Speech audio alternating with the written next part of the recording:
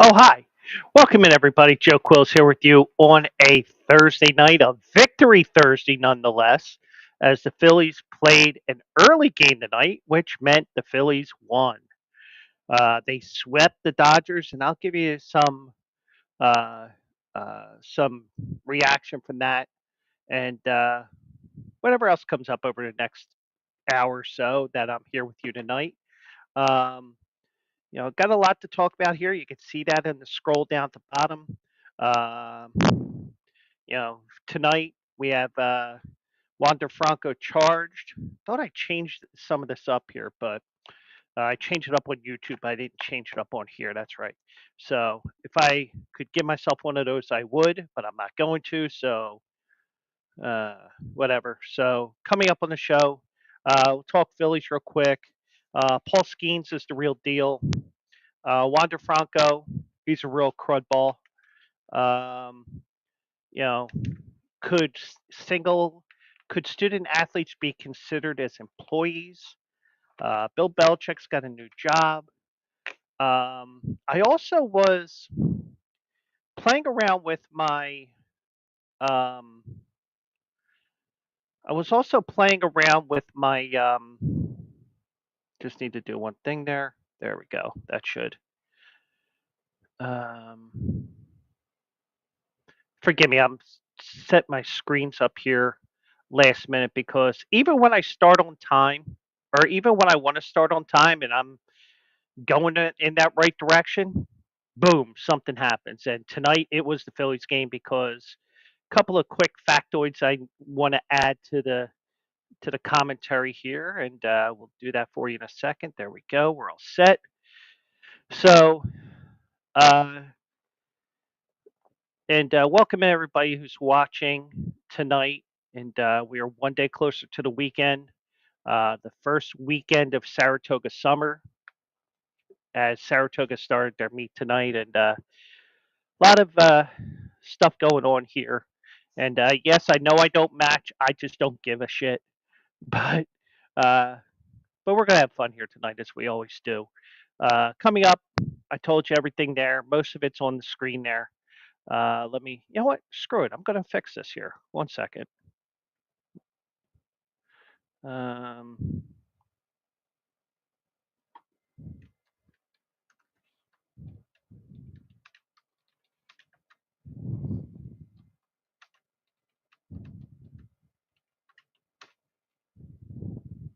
There. How you like them apples?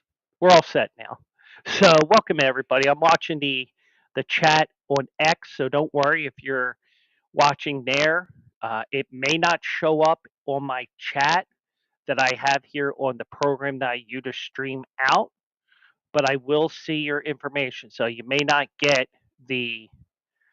you may not get the highlight like this, which is just something that they post on there for a sample comment when you start the show, when you go into this program and this website. But you will, I will still recognize you on there, especially if it's worth mentioning. And most of the stuff you mentioned has been worth mentioning in the past. So got a little tied up right before the start of work, right before the start of the show. Yeah, I wish this was my job because then I wouldn't have to worry about the problems I have with dealing with crazy people and mentally deficient people. But um, so I quickly ran to the store because I wanted to get a couple of deals before the new ad and specials take into effect tomorrow because the Acme, as we call it here, well, most people do, and the Giant, which is around the corner from it, they go from a Friday to a Thursday scale sales week. So I ran to the store real quick, got a couple of things, and then came back and was ready to go. Then I saw the story about Paul Skenes. I wanted to mention that tonight because some people were complaining about things, and I'll get to that.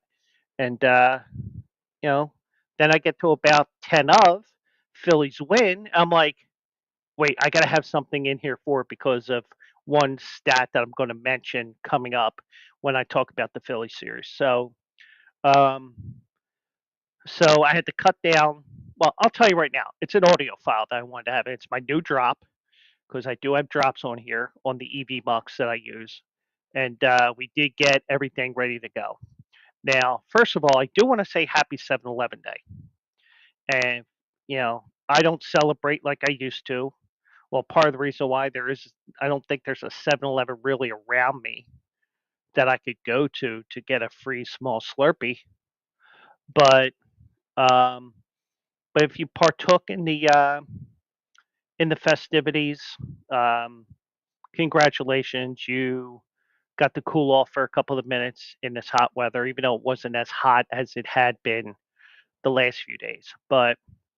Um, but yeah, it was not too bad of a day today, and we'll keep on chugging away and get ready for the weekend. For me, it's a weekend off, and I did tease here at the end um, as we wait for the scroll to catch up here.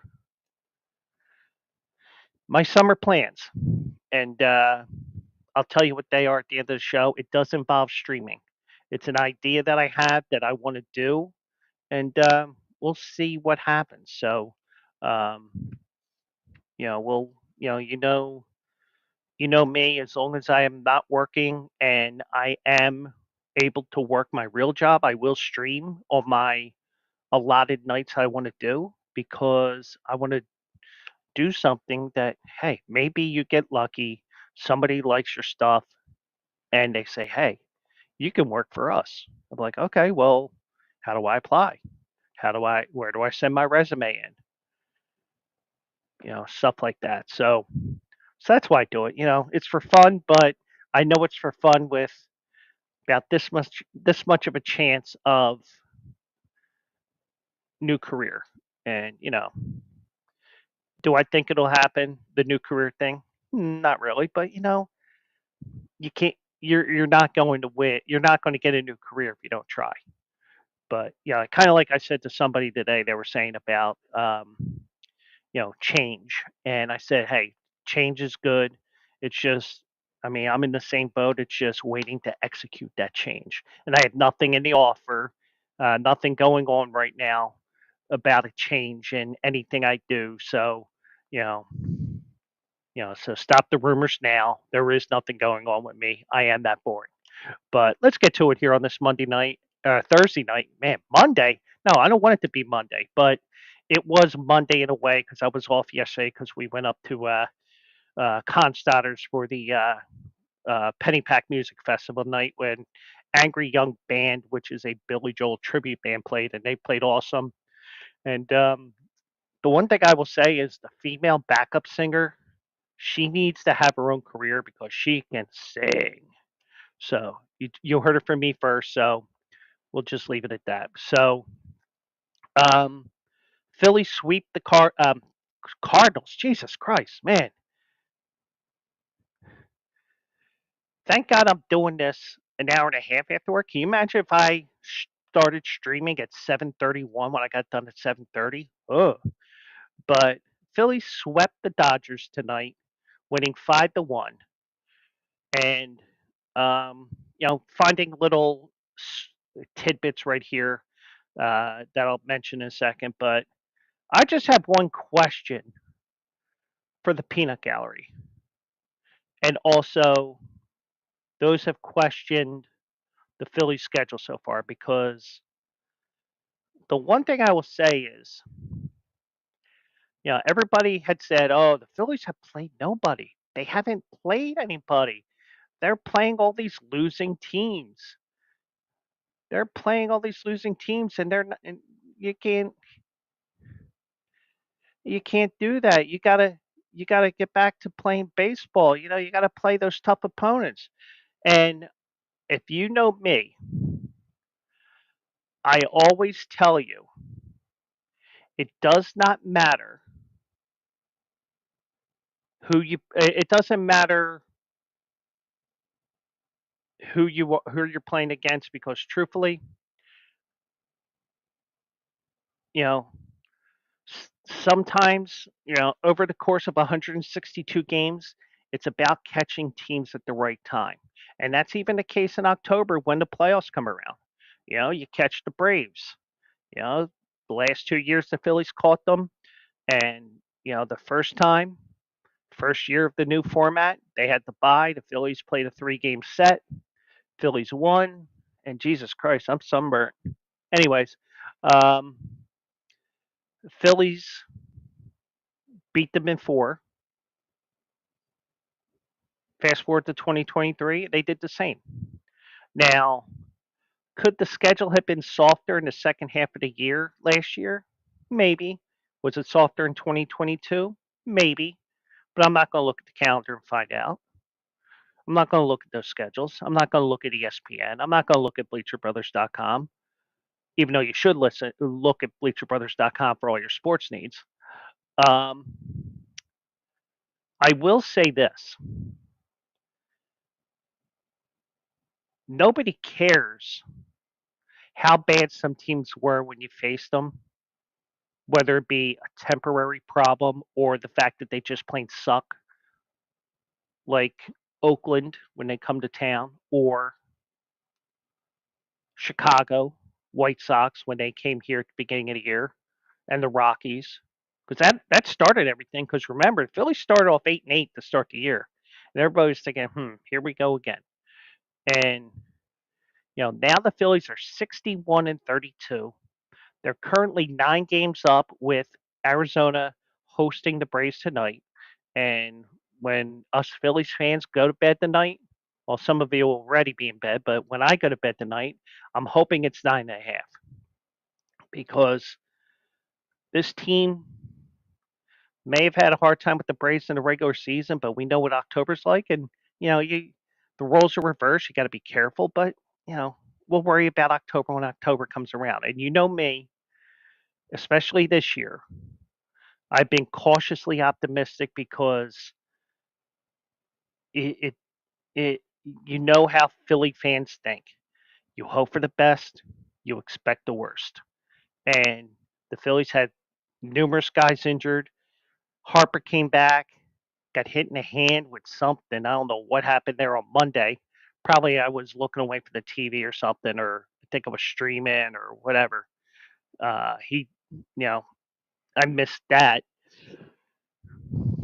Last night I didn't see the game at all because I was over at Pennypack, Considers for the Pennypack show. And then last night, or tonight, I was working through part of the game and I had to make that emergency run to the store, but I did listen to the game on the radio. But I'll tell you what, I think the fact that the Phillies have played no one yet, even though we're 93 games in for the Phillies, other teams have probably played more. Some have played less, because I know the Braves still have games in hand on the Phillies. Not that it matters right now, but there is a there is a stat here that I'm not going to show to you guys because it's on Instagram. It's in my Insta stories. I it, it just wouldn't look good if I tried to stream it, but I'm going to read it to you. And I'm going to update this because this was from last night. Um, with today's win, and I'm editing it on the fly mentally, the Phillies are now 23-13 against teams 500 or better. The 629 win percentage against winning teams is the best in Major League Baseball.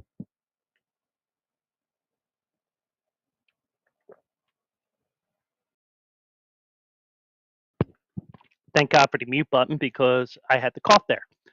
But can we stop with this? The Phillies have played nobody. Yeah, they've had the misfortune of having all these teams that suck and coming to the ballpark where the Phillies have destroyed teams at home. Let me look at now that I got that out of the way. Let me just check one thing. Um,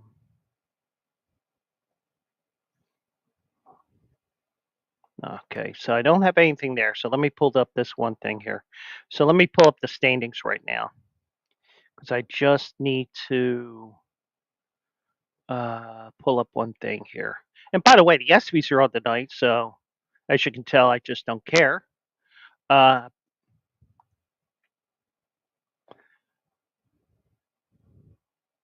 Phillies are 36-14 at home. So the one thing I would say is another thing that people will not look at is the fact that the Phillies have such a superior home record this year. Now, granted, you only have 31 home games left. You got 38 more on the road, but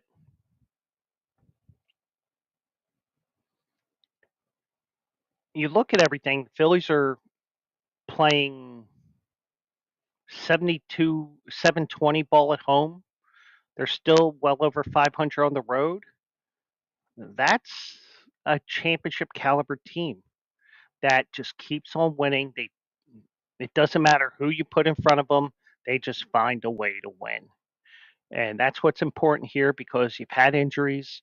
Schwarber went down and came back the other day. Harper came back the other day. You still have JT Realmuto down, but he's been doing some rehab with the Phillies.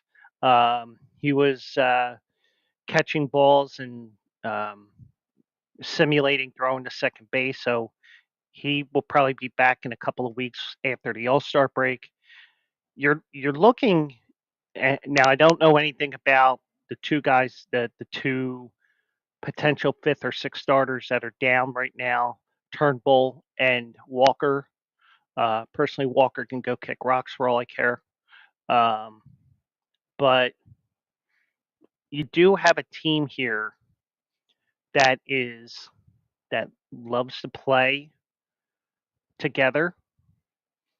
They it's a different guy it seems every night. You got there's a reason why, for example, last night the Phillies game was on national TV.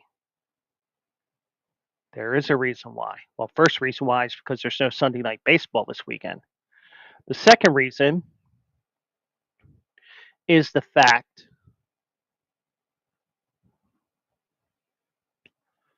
second reason is the fact you want the best teams on national TV. Plain simple. You want that best team on TV. And who's the best team right now? The Phillies. Plain simple. Phillies are destroying everything they see right now. I mean, with this win tonight, they swept their 11th series of the year. 11. And if I had that drop, I would play that angry Chicago Bears fans that goes about Cody Parkey. How many kicks did you miss? 11. But in this case,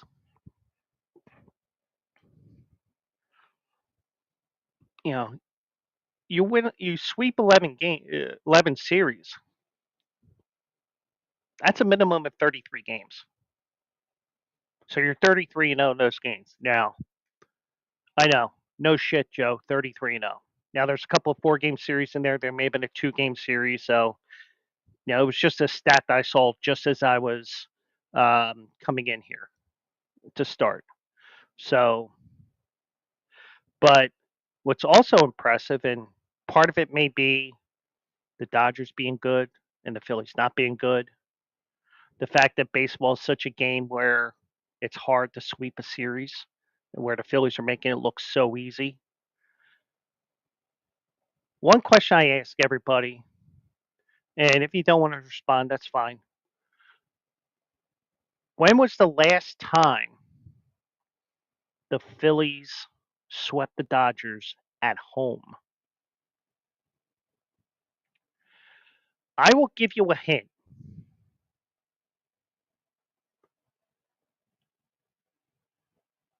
The last time the Phillies swept the Dodgers at home, and that was in August of that year. I'm not going to say the year I almost did, but I did.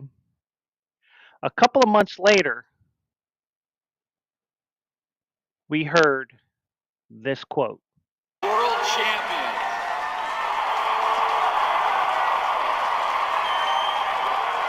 World fucking champions. Whoops. I didn't want to play a second time. So yeah, that was Chase Utley from Halloween 2008, the greatest Halloween ever in Philadelphia history. Phillies had their parade down Broad Street. Hopefully, if there's a parade in 2024, and that's why I'm saying I'm cautiously optimistic because the old me would have said, "Oh, we're having a parade." Now, I still say that to a couple people because I want to piss them off. Like I told a couple people joking around, say, "You're invited to the parade in November," and they say, "Get the stuff like that." But I'm being cautiously optimistic here, and probably the reason why the Eagles went up Broad Street is because there is no ramp that they can bring the players in from the from downtown. But they went up to the art museum, which was better for that because even though the Eagles were the best team in the NFL all season long, even though Carson Wentz got hurt, we all know that story. They had the parade up Broad Street to the art museum. And the one thing I said, and unfortunately we didn't get a second championship parade under that crooked nosed loser, Jim Kenney, who should have his diploma revoked by my high school, St. Joe's Prep, because he's a loser, on top of being crooked beyond his nose. I think that now that we had one parade up Broad Street to the Art Museum, all the parades should be like that. Whether you're a heavy favorite that wins it all or a long shot that wins. That's what I say. But going back to what I'm saying, 11th sweep of the season,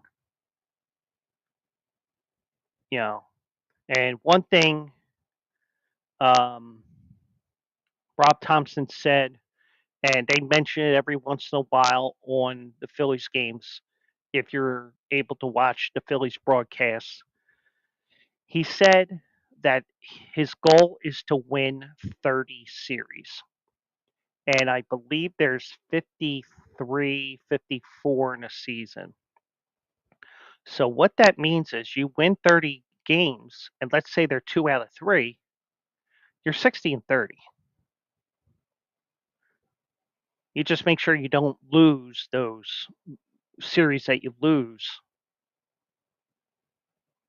3-1, 2-1 would be okay because you get one of the three, and you don't want to get swept 0-3, 0-4 because that just cancels out the work you've done going 60 and 30 in those 90 games.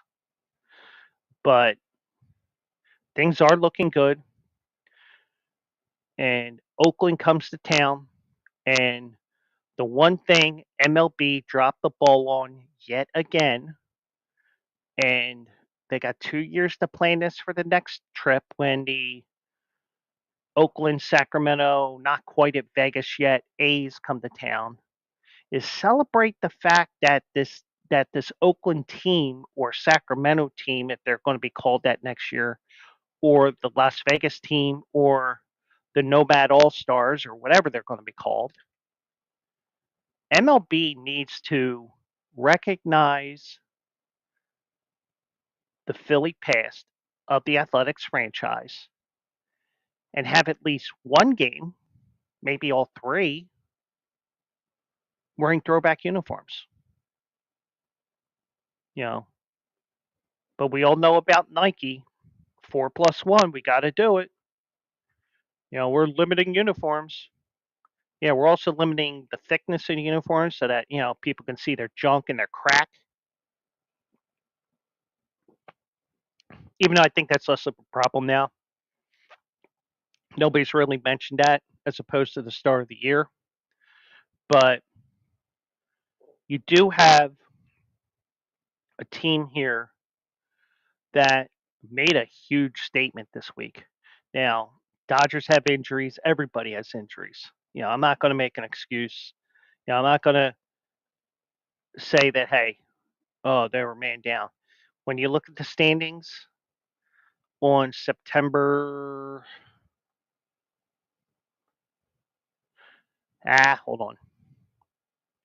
When they look at the standings on September 29th, around 6:30, 7:30, when all those regular season games, when the regular season is finally over, they're going to look at those standings, and they're not going to give a rat's ass what the Dodgers trotted out on the field those 3 games when the Phillies beat the crap out of them. All right, they didn't beat the crap out of them, but Phillies fans, oh, we beat them all 3 times. Yeah, nobody cares how you beat a team. They don't care if it's a 9 inning win, a 10th inning walk off, a game that goes multiple extra innings, a game that got shortened by rain. They don't care. All they care about is, did you win the most games in your group of 5 called a division? Okay. Now, if you did, how are you versus the other 2 teams in your division? The other 2 divisions in baseball in your league. Oh, you had the most wins? You get home field advantage. Okay, now let's compare with the other 15 teams. Let's look at that. Phillies have 104 wins. Cleveland has 102. Baltimore has 103. Congratulations, Philadelphia Phillies. You have home field throughout the playoffs. That's the only time they care about what those wins are, not how you want it. Because nobody cares about that. Because guess what? Nobody even cares in Boston how they won their 16 games to win their latest championship with the Celtics. They don't care about that. They just care about the fact that they won 4 games in the first round, won 4 games in the conference semifinals, won 4 in the conference finals, and 4 in the NBA finals. Well, guess what? They got the trophy, they got the parade, they got to tease the shit out of Miami. So nobody's going to care how many wins you have in the regular season, or how you won, I should say. And years down the road with the Boston Celtics, nobody's going to give a shit that you know Boston never played anybody in the playoffs that year. Well, guess what? Brackets break. You know, do we care that, what was it, North Carolina? They beat St. Peter's in the Eastern Finals a couple years, or was it fairly, one of those small Jersey schools? Nobody cares who they beat to get to the Final Four. You know, the way things are, the way tournaments are, the higher seed doesn't always win, and there's nothing you can do about it. But in the regular season, nobody cares that you beat the Dodgers 3 times here in Philadelphia when they have injuries.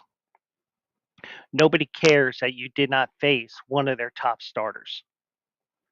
Nobody cares that you did not face Shohei Ohtani on the mound because he had Tommy John surgery. No one cares. And the league doesn't care either. All they care about is how many wins, how many losses, where you rank among that group of 5.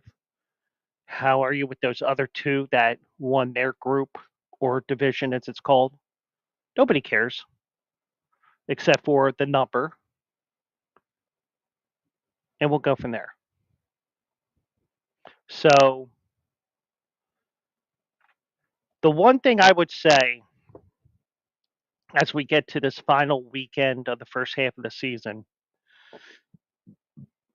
I really feel like in years past, teams just the Phillies, after a huge series like this, where they beat up on another team like they did, a top-notch team like the Dodgers. You really thought that maybe the Phillies were thinking, "Oh, it's our team is so great this year, blah blah blah blah blah." And then you play a team like Oakland, and in past years, you would end up losing at least 2 or 3. The thing is, you could lose 2 or 3. That is possible. That's very possible. But you do have a team that all year has rarely played down to their opponents. Now, you could argue, well, they did that in Colorado over Memorial Day. Teams are going to lose 2 or 3 on the road, especially in Colorado. Colorado plays better there, and then on top of that, you got that stadium where it's the outfield is so large.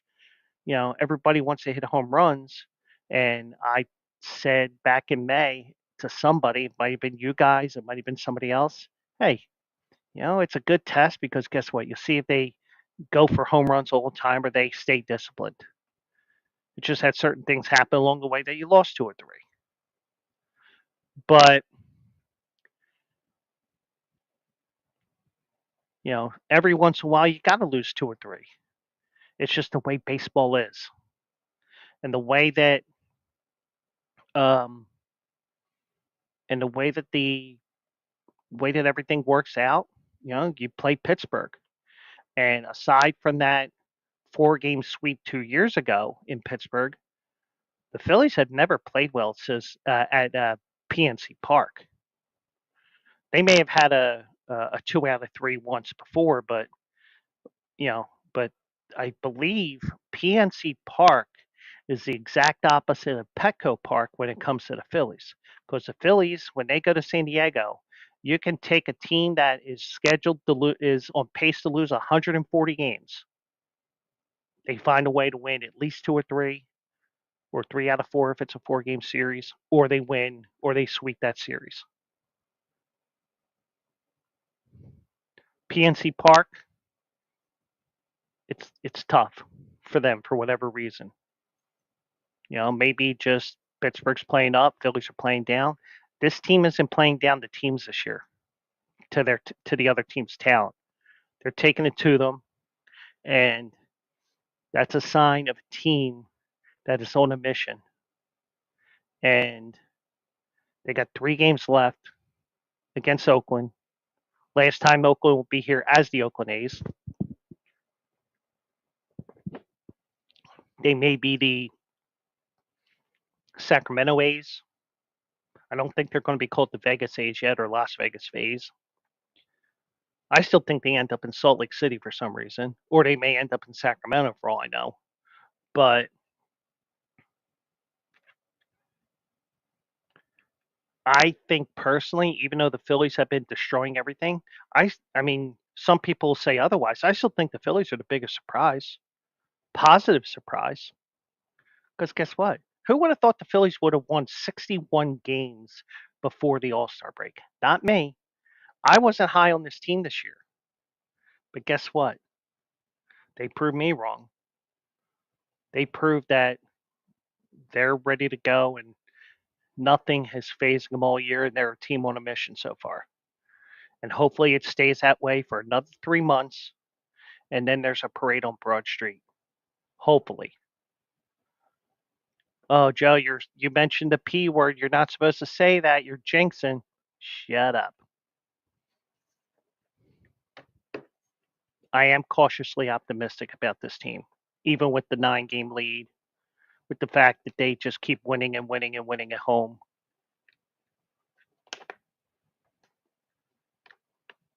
I know that things can go real fast. But things are looking very good for the Phillies. And that was a statement series sweep, no matter how hurt the Dodgers are. So now I did mention the Pittsburgh Pirates, and the Phillies opened the second half of the season in Pittsburgh at PNC Park. Now, one guy they probably will not see in the first game of the series, at least, is Paul Skenes because he's in the All Star game. Now, does Pittsburgh say we don't want him pitching this game? Let him doff his cap. Let him do whatever. Let him do whatever he wants to do before the game, but don't pitch him because some some teams will say, hey, don't use him unless you really need to. And you never know. He may start the All Star game. He, little by little, you gotta. I mean, he's for real. He hasn't.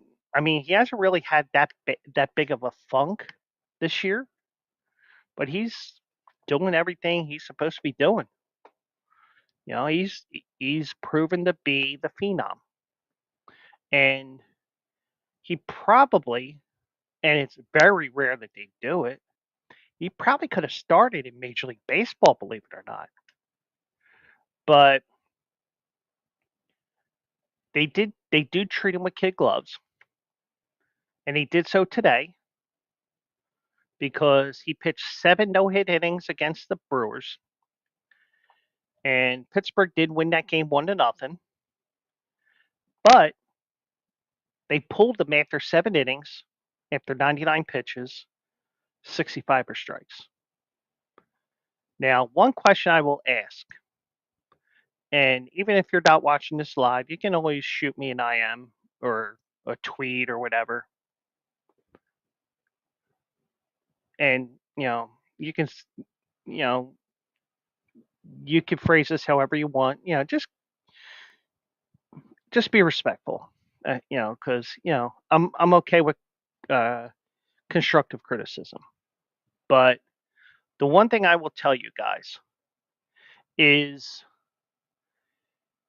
if Paul Skenes was a 12th round pick, a 15th round pick, if he was Mr. Irrelevant, the baseball equivalent of Mr. Irrelevant, but still got to the major leagues pretty fast, do you think he would have been pulled after 99 pitches?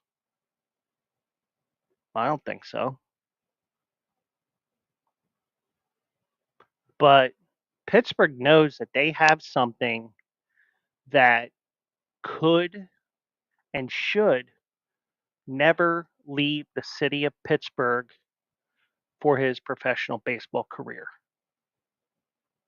Pittsburgh should be his home for the entire career, however long he plays in Major League Baseball. But I get it.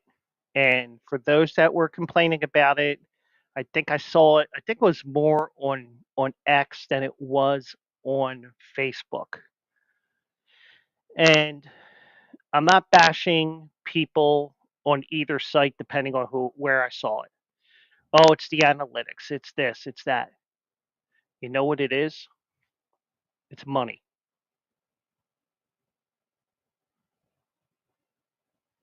And when you have a star talent like this is in Paul Skenes, you're going to do whatever you can to protect him.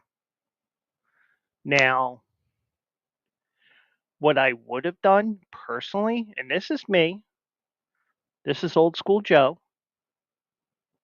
not old Joe as in Joe Biden, but you get what I mean. I'm, like, I'm a little bit old school, but I accept the new stuff. I just feel like at 99 pitches, 7 innings, you see if he's okay. Obviously, he is. The one,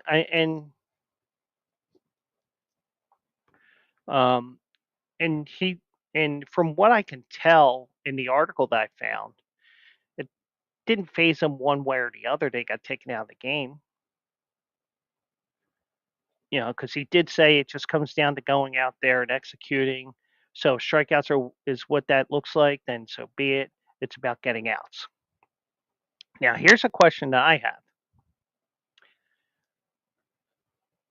With the fact that he is the number one pick, he's a franchise pitcher, a pitcher that should never wear a uniform other than the Pittsburgh Pirates. And this is this is a type of player, a type of pitcher that you build an entire franchise around. This is something that you don't see very often in baseball. I would not, I mean, I would do whatever I could to keep him in black and yellow or black and gold in case somebody says, oh, it's not yellow, it's gold. Whatever you call that primary color. I would definitely say if you're going, you and you want to get him as soon as possible. You want to get him signed for 10, 11 years, 150, 200, whatever it is. Kind of like the guy in the next story who's never going to see another dime for Major League Baseball again, in my opinion. But we'll get to that story in a second. You know, you want a guy who's going to draw a sellout to a team that needs sellouts, even though you got management who mismanages that team year after year after year. And they trade away a Garrett Cole who was a top-notch pitcher. But you know how you make sure you don't trade your top-notch pitchers? You contend. And when I look at the standings here,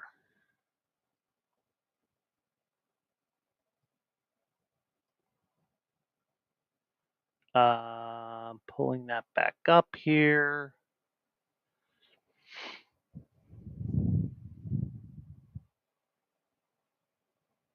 Now the Pittsburgh Pirates, after today's win, are 45 and 48. Now they're still 8.5 games behind the Brewers. You got an interesting dilemma here. Do you stand pat? Do you sell with a couple of guys um, that are veterans that you purposely signed to help your younger players like Aroldis Chapman? Um, you're never going to trade Andrew McCutchen because that would be suicide to the Pittsburgh franchise. Because if there's one guy that deserved to finish his career where he started in Major League Baseball right now, like Andrew McCutchen did going to Philly or being traded to San Francisco. Was it San Francisco he went to? I know he ended up with the Yankees for a little bit. He came to the Phillies. You get the idea. Went to Milwaukee. If there's a player that deserved to finish his career with the team he started with in the way that he did, is Andrew McCutchen. And, maybe you have a couple of veterans here. If you want to sell them for a couple of guys who are like this close to being in the majors, let's say, may not be the superstar player, but, are the guys that you need. Okay. Or maybe you just, or maybe you just, maybe a trade for somebody that you need. Because 8.5 games isn't completely insurmountable. Trust me, I know that because the Phillies came back from 7.5 games back with 17 to go with the Mets back in 2007, which led to 2008, and it led to this quote from Chase Utley. World champions.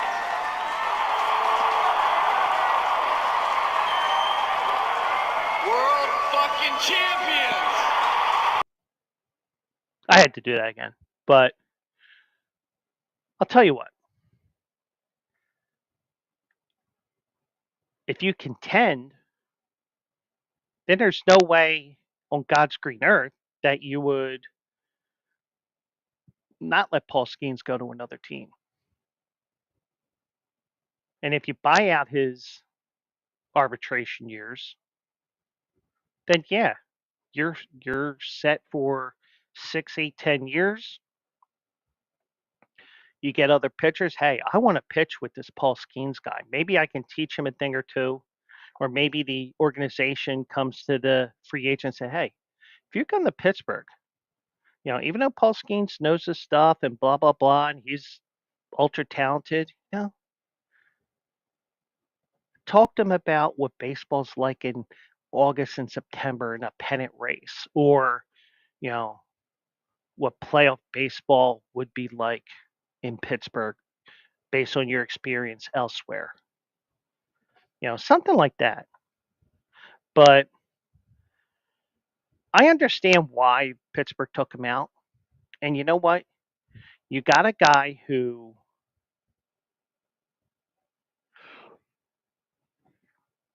you got a guy who is going to be a perennial Cy Young winner, probably,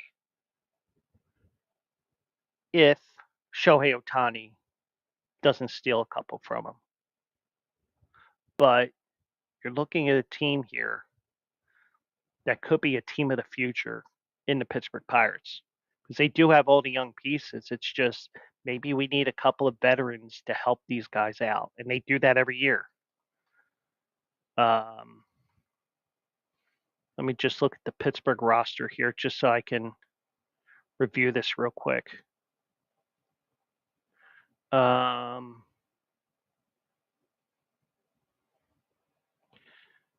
Perez, pitcher. He's not a spring chicken. He's 30 something. Yasmani Grandal, 35. Joey Bart, 27. Rowdy Tellez is 29. He played in the playoffs with Toronto. Michael A. Taylor, marginal player, but he won the World Series with Washington. But you have a nice mix of young players. It's just that you definitely need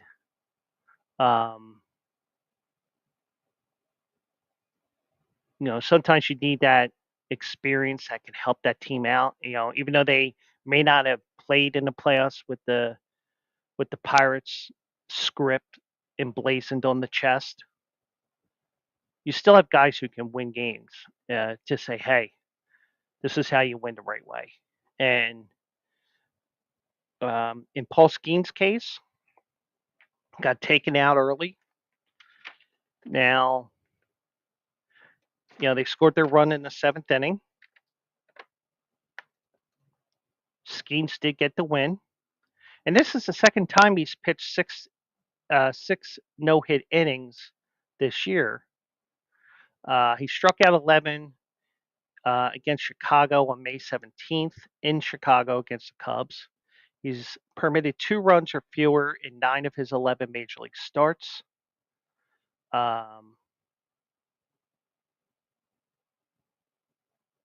And even Derek Shelton, the Pittsburgh manager, he even says that pitchers don't pitch like this when they come to the majors after being in the minors.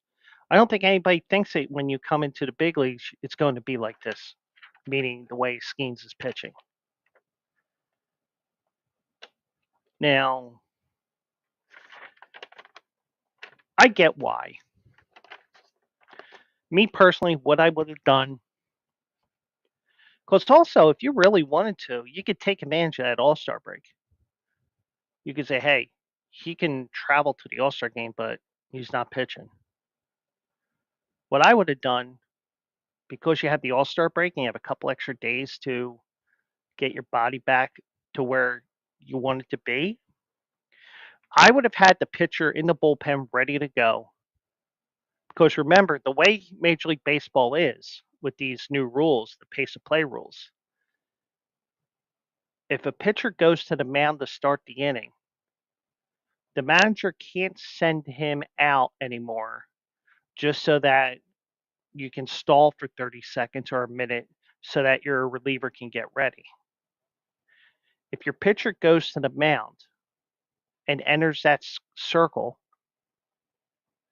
Now I don't know what exactly it may be crossed the white line. I don't know the exact rule, but I do know for a fact if you go towards the mound and go to the mound, you have to face that first batter. Now you may have a situation where you have to face two batters because you didn't face the three batter minimum, even though you did finish the inning. What I would have done, I would let Skenes start that inning, and I would let him start the inning. And as soon as he gave up that hit, okay, you're gone. Kind of like what they did with the veteran. Because guess what? I mean, this would have been a legendary story if he did throw a no hitter. Not just because the last no hitter in Pirates history was on July 12th, 1997, which was a combined no hitter, which was a walk off extra inning win against the Astros. I think he'd give him a chance, even if even if he starts to struggle and he starts walking batters in the eighth. Okay, go on. But I get it. And also, David Bednar, their closer's hurt, so Roldis Chapman's closing right now. So you are looking at some injuries with the Pirates right now. So I think that they said, you know what, we need him pitching for us for the next 10, 15 years, and we can't afford him blowing out his elbow because we wanted to get a no hitter for him. It would have been nice if he threw a no hitter, but they're looking towards next year, the year after, 2035. You get the idea. But I'm okay with that. But I personally would have pitched to at least one batter just to see if he can hold on.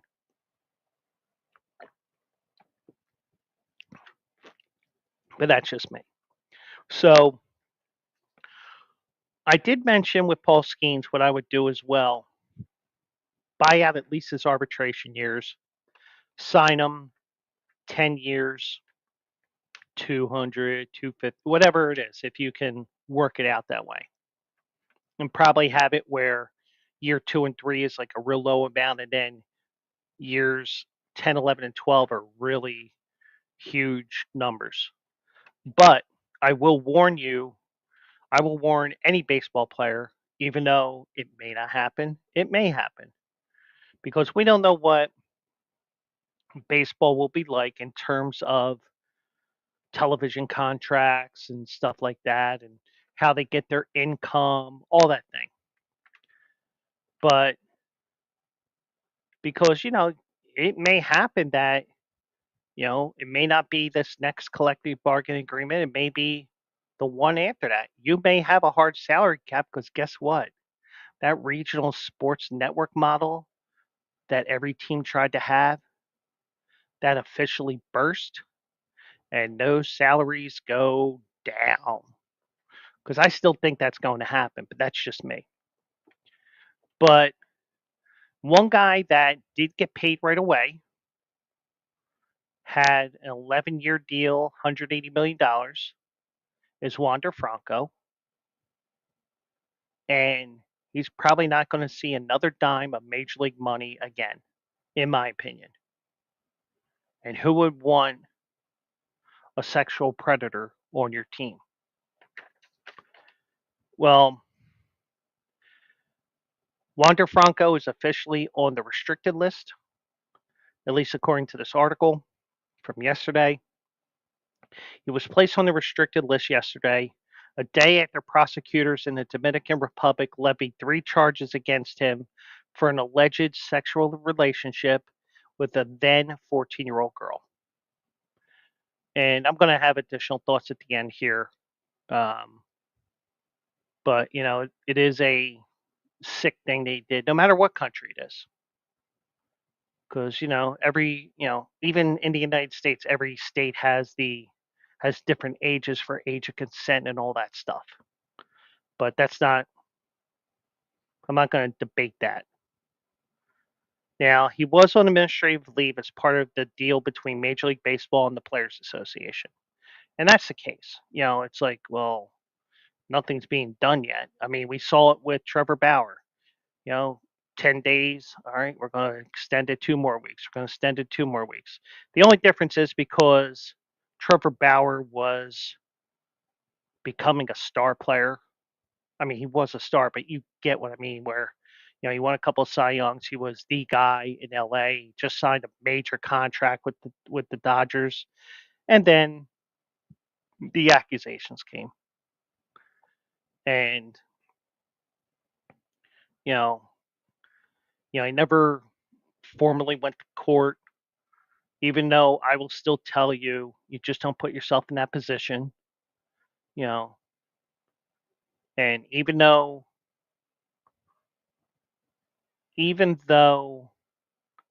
there are no core records, there's nothing on his criminal record that says he did anything.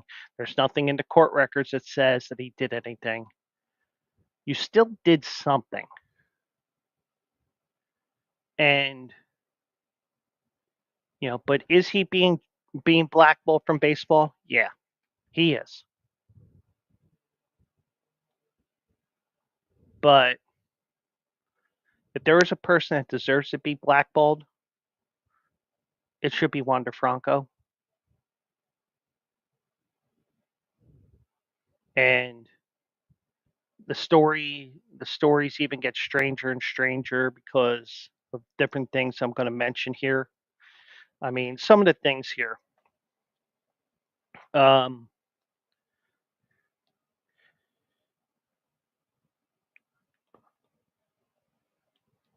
I'm just looking at something here. Um, so now there was an agreement included in including a provision um, that the administrative leave during which Franco would be paid would end if he was charged, and since he was charged, he's no longer getting paid. So once that administrative leave ended, the Rays requested Franco on the restricted list for failing to report to the team. Well, he could not report to the team because as a result of the charges, he is not allowed to leave the Dominican Republic. So the league granted the request and moved Franco to the restricted list, and he will not be paid and will not receive Major League service time. So he was charged Tuesday, Franco that is, with sexual abuse, sexual exploitation against a minor, and human trafficking after prosecutors spent more than 6 months building the case against him. And that's the thing with Major League Baseball. They're going to let, and the same with the NFL with players that get themselves into trouble as well. They're going to let the court system play it out, and then they're going to make a decision. And this is more, even if he would be found innocent, which I don't know how he would,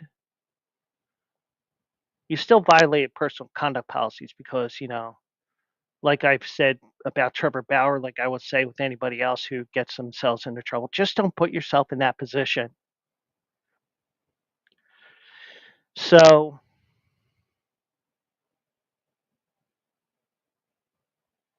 the charges carry a potential sentence of 20 years in jail.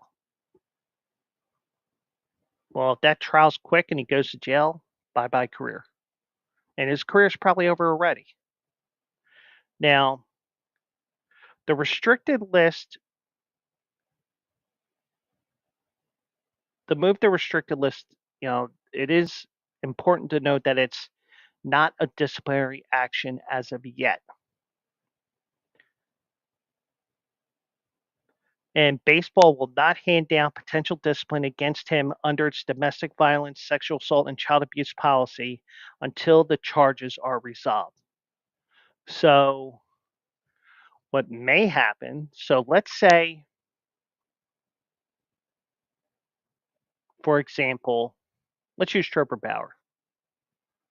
I believe part of the suspended sentence was retroactive to the restricted list because you weren't getting money anyway, so you could retroactively put that in. I believe that's what happened. So you could say, all right, Wander, you got 2 years suspension. And since this case took a year and a half, you got 6 more months. That's probably what, you know.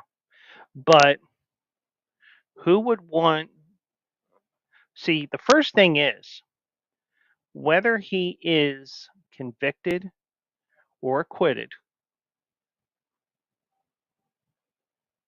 whether that is the case, do you want to deal with somebody who put himself in that position of being with a 14-year-old girl? Now, sometimes, like for example, steroids, and I'm definitely comparing apples and oranges here. I'm probably comparing limes or cherries. Cherries is probably a bad example of a fruit to use, but you get the idea I'm saying here. But do you want to deal with the backlash of someone who's a child predator? Do you want that backlash? Kind of like how, even though, once again, apples and oranges, when Michael Vick got signed by the Eagles, my girlfriend at the time, oh, your team signed Michael Vick. I'm like, huh? Because at that time, it was like, that makes no sense. We already had three quarterbacks. It was just that you got rid of the third quarterback because Michael Vick came in. But the Eagles took a chance on somebody who was killing dogs or was dogfighting them. You know, and he paid his time. And if you still have a problem with Michael Vick killing dogs, I honestly encourage you to vent to the court system in whatever state that trial is in or whatever county, because guess what? Can't do nothing about it now. It's over. The only thing he can do is if he were to do it again, and he's not going to because I think he realized what he did was wrong. And he actually helped kids to say, hey, dogfighting is not cool, blah, blah, blah. And he did it the right way to talk to the kids. He did it without cameras because it wasn't about him, it was about the kids. But it, but a lot of these major domestic abuse crimes or allegations or charges, depending on where they are along the court system, how far you go, if you go all the way to jail, we know something happened. But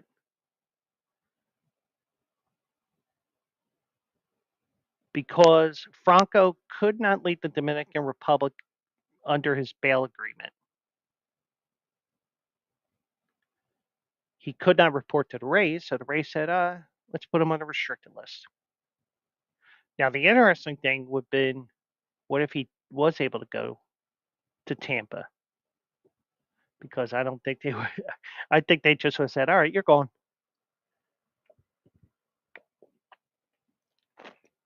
Or they consulted with Major League Baseball and said, what do we do with him? But whatever it is,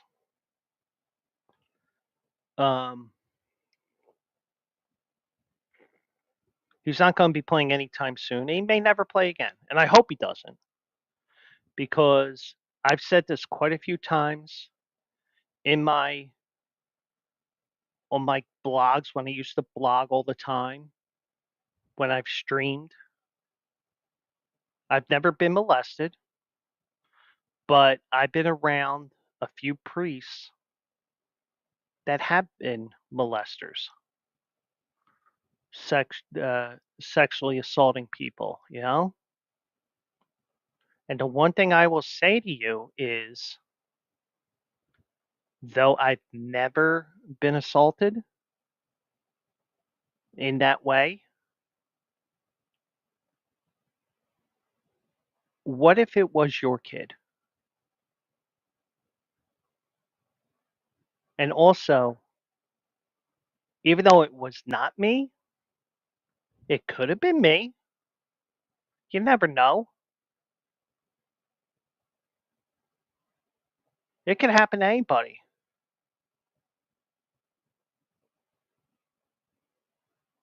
Now, what Franco did, I mean, it's just as sick as a priest attacking a boy, if attack is the correct word. But either way, you have this predator. I think that's the right word to use, this predator, Wander Franco. Now, there was a 600-page document that ESPN recovered. Well, first of all, before I get to that, MLB is aware of the charges against Mr. Franco. Our investigation remains open. We will continue to closely monitor the case as it moves forward.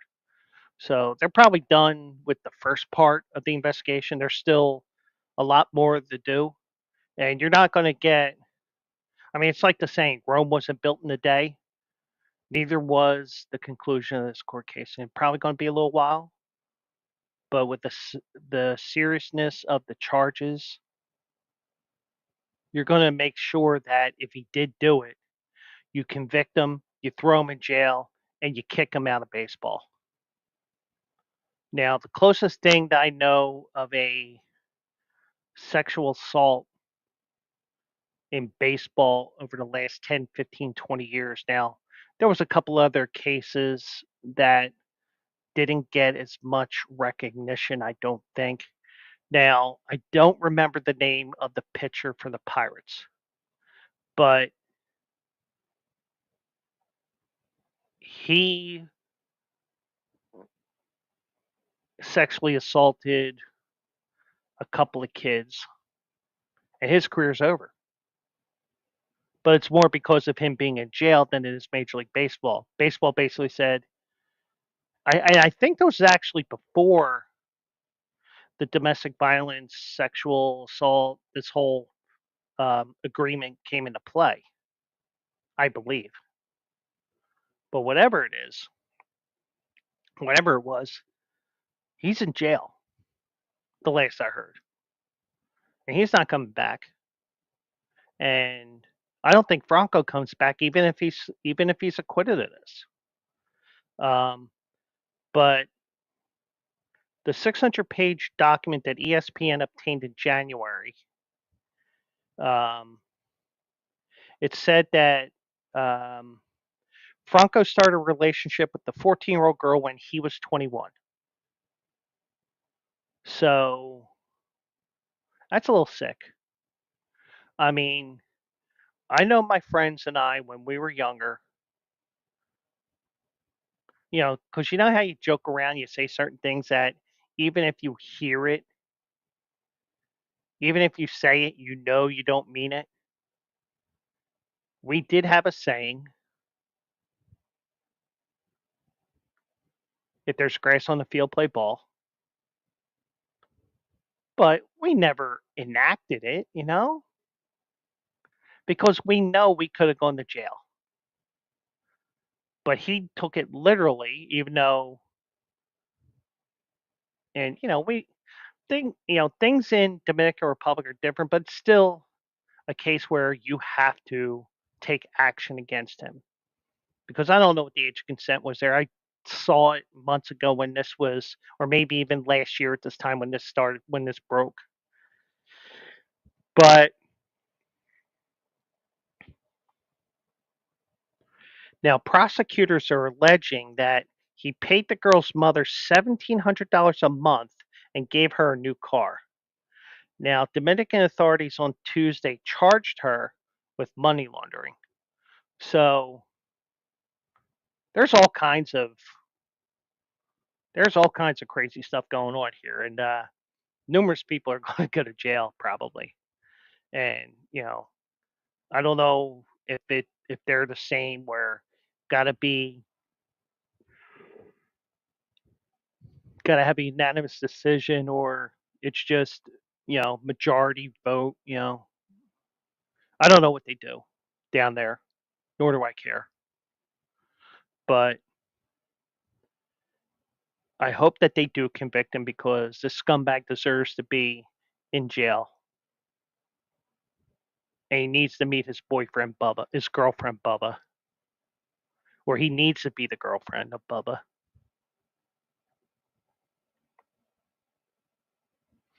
But he signed an 11-year, $182 million contract in November 2021, less than a year into his major league career.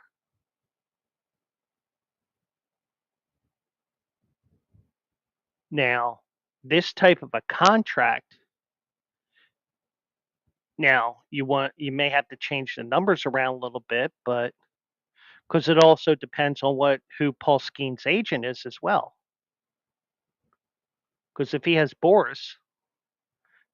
Boras, forget it.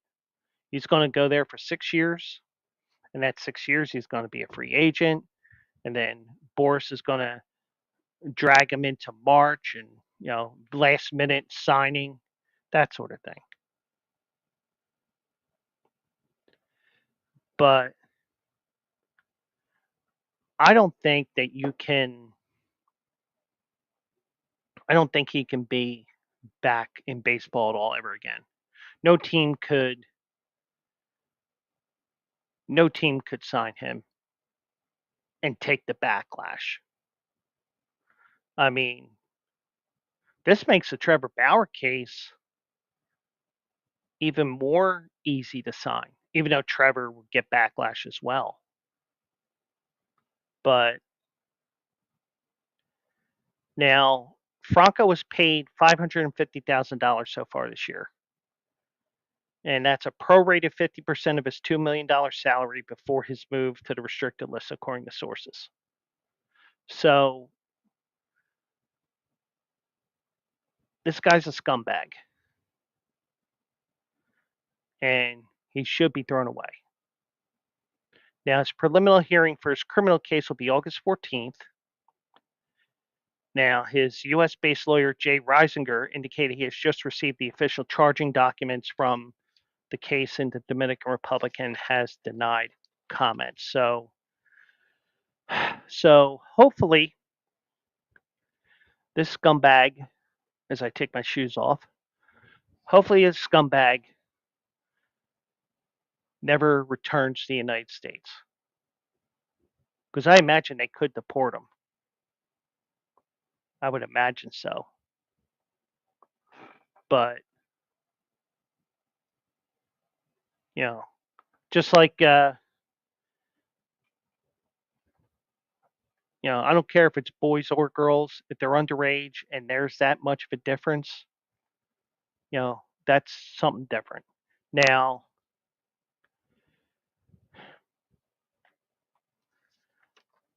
I need a little bit of a sorbet here. Now, this ain't the sorbet to totally clean the palate, but it does not have the it doesn't have the disgusting criminal intent. This is just a matter of legalese that college athletes are going to be doing now because of NIL and everything else. In the court cases that have been so far in determining if these student athletes are actually employees of the school. And it's hard to segue from such a sickening case to a case like this and a story like this, but you try to seg from one story to another the best you can, even though there is no real way of doing a segue from something like that to something like this. Now,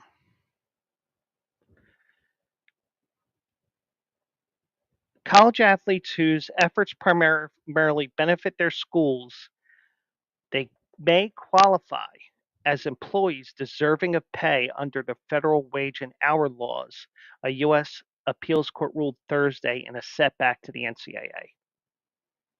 Okay. Now, what they're going to do, the court said a test should be developed to differentiate between students who play college sports for fun and those who effort crossing the legal line into work. And you're going to have all kinds of problems with this test that I just described because you have not only do you have Division 1, Division 2, Division 3, and don't forget about NAIA. They get no they get little to no publicity because it's just small colleges now in the Midwest because it used to be all over the country. But you do have different levels. And then with Division 1, you had the Power 5 conferences, and then you have the um, the uh, what's the word? What's the term that they use in college basketball? Damn it. Um, well, you know what I mean. You got the you got the medium-sized schools, and then you have those small conferences, and then in football you have FBS and you have FCS. So you have all different scenarios here where you know what may work towards the test in the favor of the plaintiffs in this case may not necessarily be the case. And the fact that they say sports for fun versus, you know, what crosses the legal line into work is two different things. Now, the thing is, whether you're Division 1, Division 2, Division 3, NAIA, I know for a fact from being at Holy Family, it's hard to work when you're an athlete, even in the off season. I mean, even major Major League Baseball players, you can look back into the 20s, 30s, 40s, probably go as far as the 60s.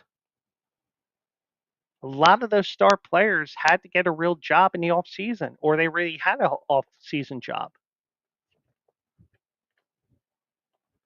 But in this case, they're trying to determine through this test that the court wants everybody to do, are they technically athletes? Are they technically employees? Now,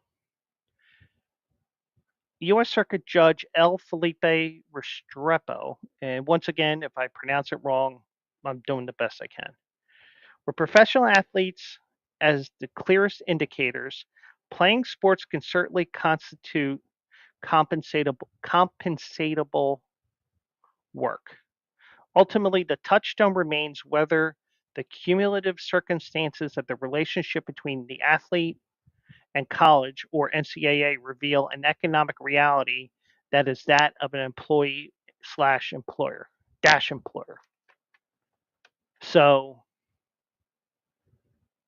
the one thing I say,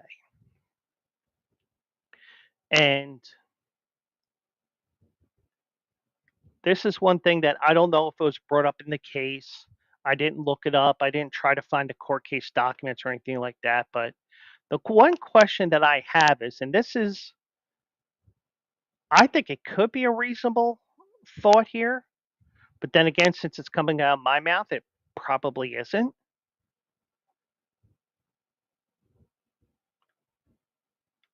What about the, I mean, let's not even take NIL into account. Let's pretend that is not a thing. Let's pretend that NIL is not a thing.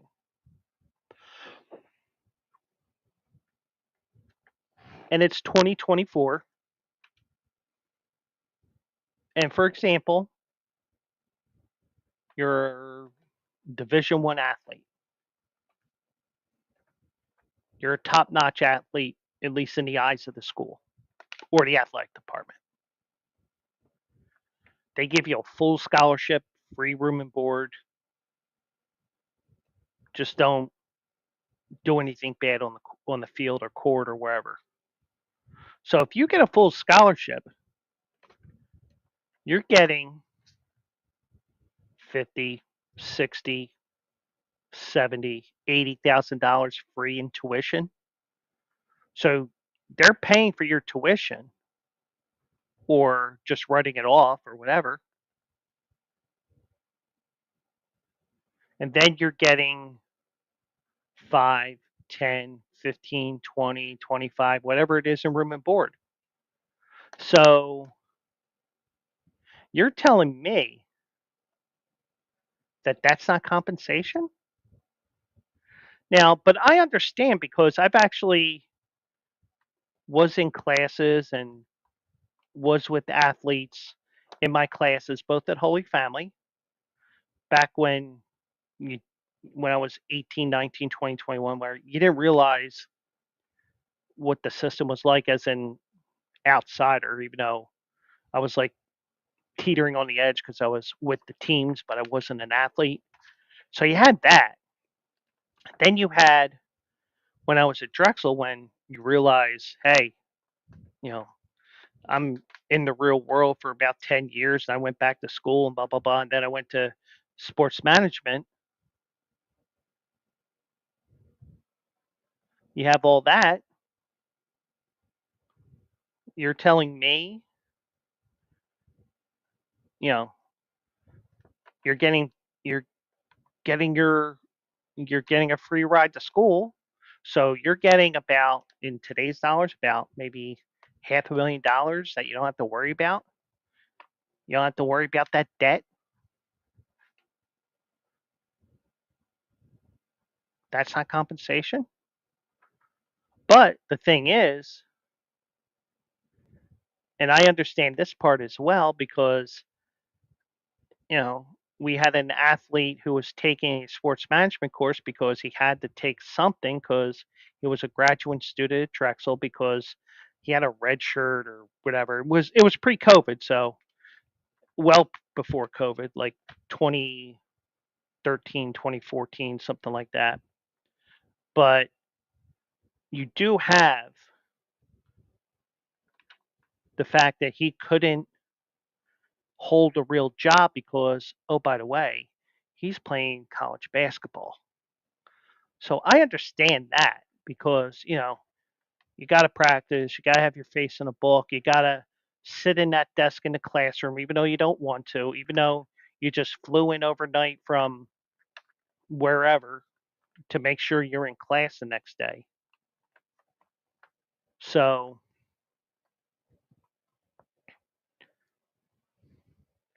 now, David Porter, Judge David Porter, in a concurring opinion, questioned the difficulty of such a process, noting that nearly 200,000 students compete on nearly 6,700 Division One teams. But the thing is, what's revenue? What's not revenue? Are they getting paid to go to school?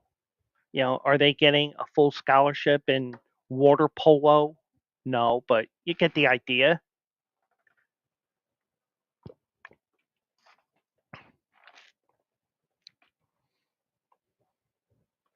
But now the NCAA had hoped that this case would have been dismissed, but it goes back to the trial judge for fact finding. So who knows how long that'll take, this fact finding, quote unquote. Now, the ruling follows the 2021 Supreme Court decision that led the NCAA to amend its rules to allow athletes to profit from their name, image, and likeness. And that's all the Ed O'Bannon stuff that was going on. And that's why college football, NCAA college football, is going to be back in a couple of weeks, I think. Now, in May, the NCAA announced a nearly $2.8 billion revenue sharing plan that could steer millions of dollars directly to athletes by next year. Whether it happens, we'll see. Um, the Division One athletes and former athletes behind the suit in Philadelphia are seeking more modest hourly wages similar to those earned by their peers in work study programs. They argue that colleges are violating fair labor practices by failing to pay them for the time they dedicate to their sports, which they say can average 30 or more hours a week. But I question about getting paid up front for tuition, for room and board, for books. You get the idea. Because guess what? Those are doing the work study programs. They got to pay for tuition that isn't covered in work study programs or scholarships. They got to pay that. They got to pay for room. They got to pay for board if they're not commuting. I had to commute. What about books? Books aren't cheap. Even if you rent them, it's still not cheap. But I understand both sides here. It's just I'm just trying to play little devil's advocate here. Lawyer Paul McDonald, representing the plaintiffs, suggested that athletes might make $2,000 a month or $10,000 per year participating in NCAA sports. Um, he said many students need the money for everyday expenses, and I understand that. So if you're watching this after the fact and you're saying, Joe, I understand that, it's nice to have a little bit of money in their pockets. But the thing is, you do have, I mean, especially now with NIL. NIL was not supposed to be, hey, we're going to give you $5 million to come here and be our quarterback. That's not how it's supposed to work. But McDonald said, the lawyer, the notion that college athletes cannot be both students and employees is just not accurate when you have student employees on campuses. Fair. It's just beyond belief the idea that the athletes would not meet the same criteria as employees. Okay. But I'm looking at it as from my experience of having to pay tuition, having to pay for books. I didn't have to pay for room and board because I didn't need it. But, you know, I understand, and you're not getting any money, but you are getting paid, but you're getting paid, but it's going right back to the school for books and tuition and everything else. But um, now, a district judge refused to throw out the case, prompting NCAA to ask the appeals court to stop it from going to trial.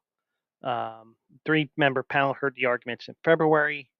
Now, the defendants include the NCAA and member schools including Duke, Oregon, and Villanova.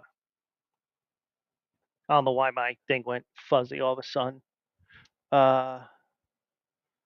Wait a second. Let me check something here. Because for whatever reason,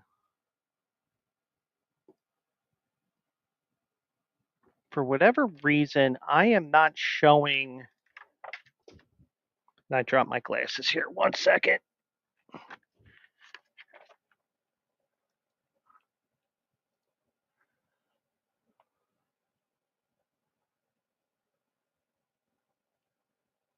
Okay. Yeah, for whatever reason, and I thought my face was on here. It ended up going to my Joe Quills show logo. So if you're the person that's watching on Twitch, if you lost me there for a little bit, I do apologize. But now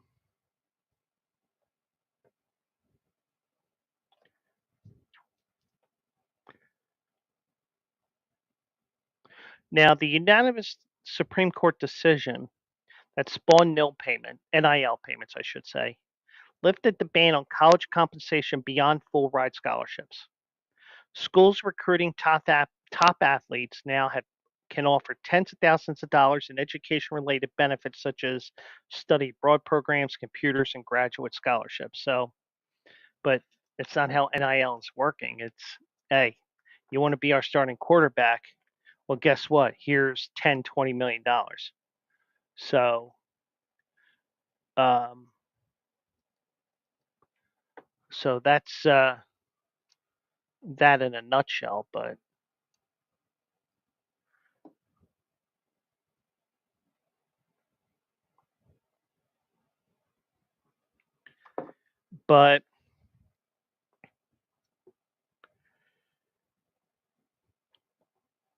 Justice Brett Kavanaugh, one of Trump's appointees, said traditions alone cannot justify the NCAA's decision to build a massive money making enterprise on the backs of student athletes who are not fairly compensated. The NCAA is not above the law. Okay. I mean, I just know in some regards it's not fair that they're not having to pay for room and board, not having to pay for tuition, and I do. But I get it. But I can go to a part-time job, a full-time job, both a full and a part-time job on the side while they can because they're practicing 30 hours a week. They're playing the games. I get it. But the case did not resolve whether college athletes are employees entitled to direct pay, the key issue before the Third U.S. Circuit Court panel. Um, Now, the NCAA believes that turning student athletes into employees will have a sprawling, staggering, potentially catastrophic impact on college sports broadly. We need Congress to affirm student athletes' unique relationships with their university. Yeah, they're unique, but you know, I agree they are employees, even though they are getting compensated up front, even though it's up front and then some now because you're going to get NIL money now. Um, and in 2021, a top lawyer for the NLRB, National Labor Relations Board, said in a memo that college athletes should be treated as school employees. So everybody is saying that they're employees. And I get it. But um, now the NCAA at its convention, they compared its athletes to students who perform in theater groups, orchestras, and other campus activities without pay. Once again, apples and oranges. But and lawyer Paul McDonald did say it right. The most controlled kids on any campus are student athletes. I agree. But do the student athletes deserve to be paid? Yeah. But I will also tell you as well that many of those student athletes do get free tuition, free room and board, free books. So they're not going for nothing. They are getting something, even though it's just not monetary funds in your pocket, in my opinion. So, you could, and the thing is, if you were to argue that I'm wrong about certain things that favor the student athletes getting paid, I will probably agree with you. I understand both sides of this. Now, but I also argue the fact that they are getting scholarships. They don't have to pay tuition, all that stuff. I understand that as well. But, you know, the NCAA is making millions or billions of dollars at the expense of all these athletes. But it's all going to come down to that test that the court wants to have done, where which students play for fun and which crosses that line into work. And with all the teams, all the sports, and everything like that, you're probably going to have a mixed bag of results where, you know, where the mid majors, that's what the term that I couldn't figure out earlier, whether you're the, the, the, um, if you're the Big Ten, Big 12, ACC, and SEC, the Power Four, you are probably going to fall into crossing the legal line into work. That's probably going to happen. Mid majors, probably, but when you get into these small colleges, the small Division One schools, the FCS schools, Division Two, Division Three, and also the non-revenue generating sports, you're probably going to fall into more onto the play college sports for fun. Even though even even Division Two and Division Three players and even NAIA players, you occasionally do get drafted in MLB, NBA, and NFL. So be interesting to see what is considered sports for fun and what is considered crossing the legal lines into work. But even though I've said that these student athletes do get paid in room and board, you know, I can understand giving them a few bucks or a few $1,000 according to what they were saying. I understand both sides. And the one thing with me, I will go devil's advocate on you if I was favoring the NCAA or favoring the student athletes. I'm just trying to look at it from both sides for you. And even if you're watching after the fact, feel free to shoot me a comment because guess what? I'm all for the comments as long as it's not, as long as it's constructive criticism, I'm okay with it.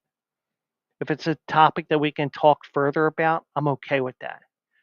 But when you say, hey, Joe, you're an a hole,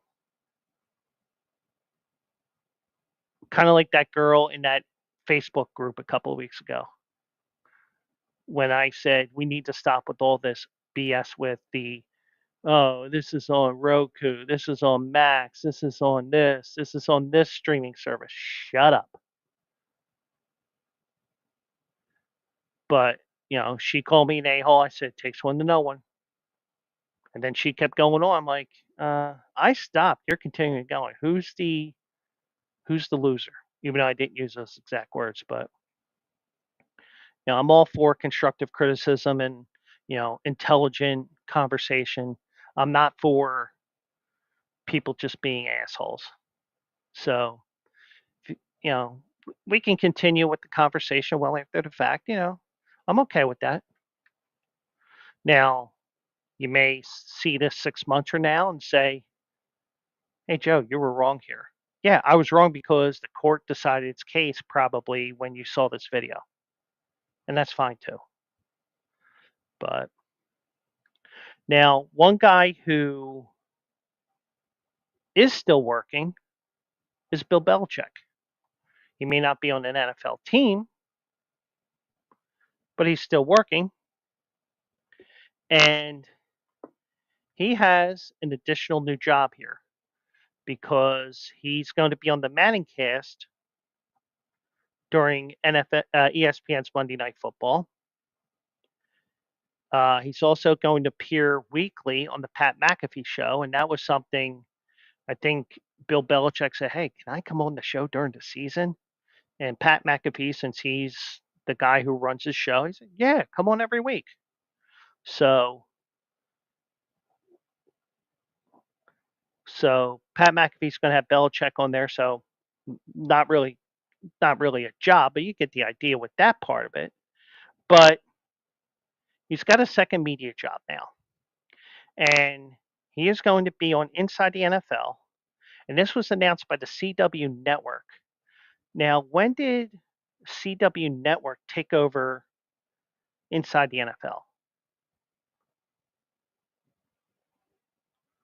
But this may be something that will be worth watching when the season starts. And I briefly saw some of the stuff that Belichick did with Pat McAfee with the first round of the draft, and I thought in the limited stuff that I saw, he was great on it. Because when you hear, "Oh, we're on that Cincinnati. Why are you bugging me? Why are you doing this?" Next question. That stuff that he did when he was with New England, he didn't want to talk to the media because it was the same mundane questions over and over again. Probably it was probably some guy pissed him off, and probably he doesn't want to give too much information out that he wants to give because you don't want to give your next opponent something to work with. But and the one thing I say is it's kind of like Andy Reid in a way. Now he's still coaching with Kansas City, and I don't know how he is with post game press conferences in Kansas City versus Philadelphia, but Andy Reid didn't really want to talk to the Philadelphia sports radio at that time, which was basically just WIP. He didn't want to deal with that crap. And like one day I heard him on national, it might have been the Dan Patrick show, it might have been another show that was nationally. Andy Reid was a totally different person, and kind of like the same way that Bill Belichick was a totally different person when it came to being how he was with Pat McAfee, how you would expect him to be on the Manning cast now because he's not having to worry about his team or the Patriot way or the Belichick way or whatever way you want to call the Patriot way when he was in charge for all those years. But Belichick's going to join Ryan Clark, Chad Johnson, and Chris Long on the show. Now, Johnson and Long each played one season for Belichick in New England. And Chris Long also played for the Eagles. So, Belichick said in a statement, "I'm thrilled to join my new team at NFL Films and to work on such a historic television franchise. I've always appreciated inside the NFL's depth of analysis, and I hope to bring the same detailed insight to the CW by talking real football with real pros, Ryan, Chris, and Chad, the coming season." Uh, Inside the NFL will be in its 48th season, and it's produced by NFL Films. I know when I first got HBO, it was on HBO. Then it went to Showtime, I believe. I don't know when they ended up going to CW. And if I had more people in there, somebody would be able to answer that to me. But that's okay. Um,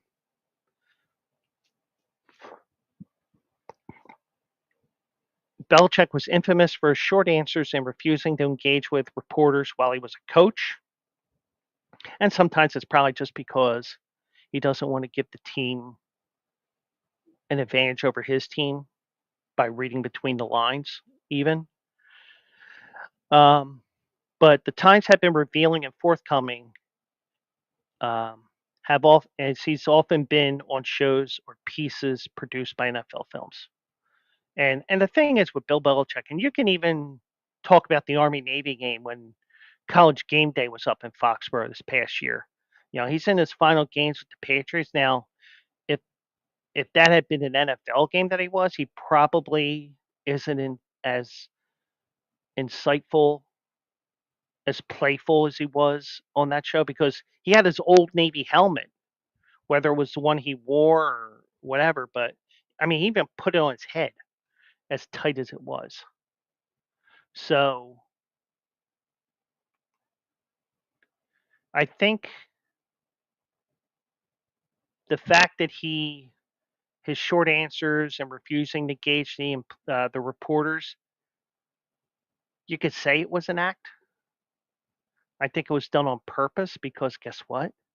You don't want to give your opponents an advantage on your team, you know. But now that he's now on the media side, I think we're seeing a new side of Bill Belichick, and it's probably more than just his 23-year-old girlfriend, who's a smoke show, by the way. Um, I think even before that smoke show girlfriend, I think he had that in him.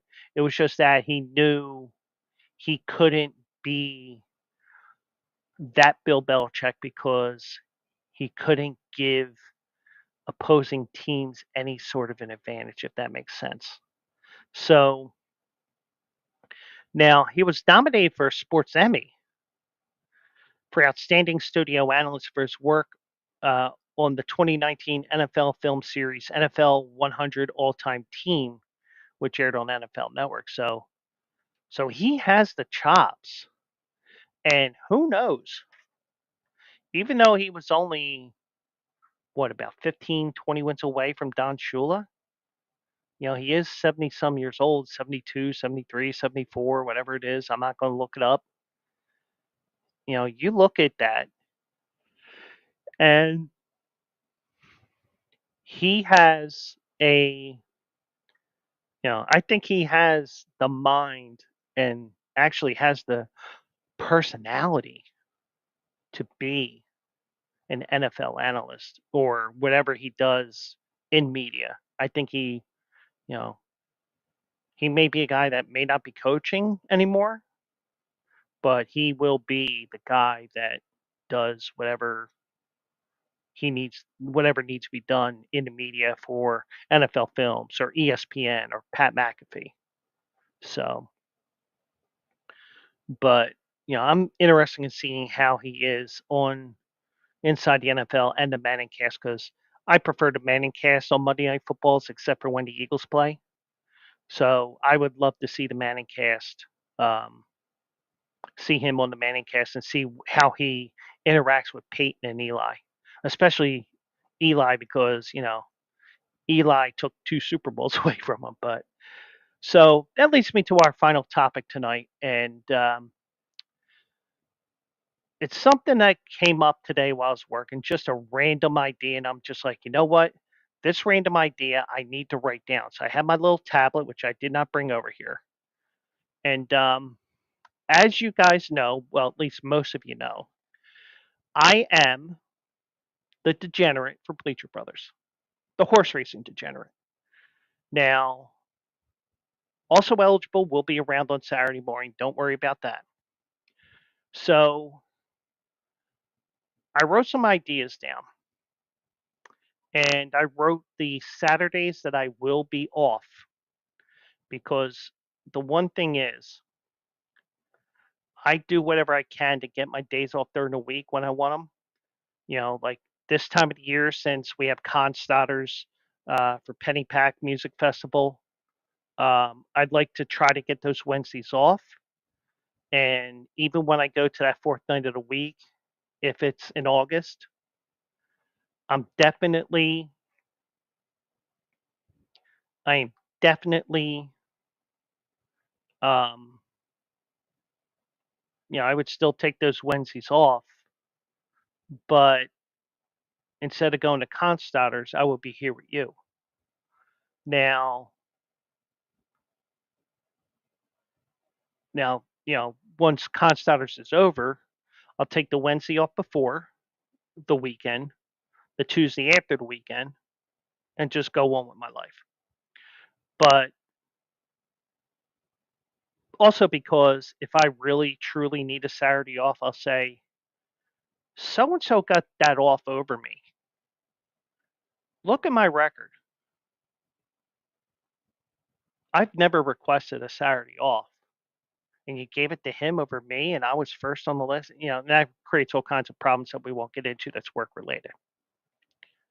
But I requested one Saturday off. I didn't get it. I looked. Everybody was picked up to work, and okay, I'm working. And I looked to see if I could take a short notice. Couldn't do it. Could I have called sick? Yeah. But the problem is, I would have had a 2-hour live video that I had for the Kentucky Derby. Let's just I'm just not going to deal with it. So here's the plan I have. And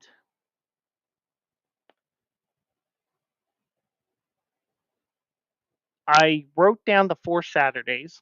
And let me get that sheet here for a second. So I am going to take a 30-second to 1 minute break. I will be right back and I will get that important information here for you. So, one moment.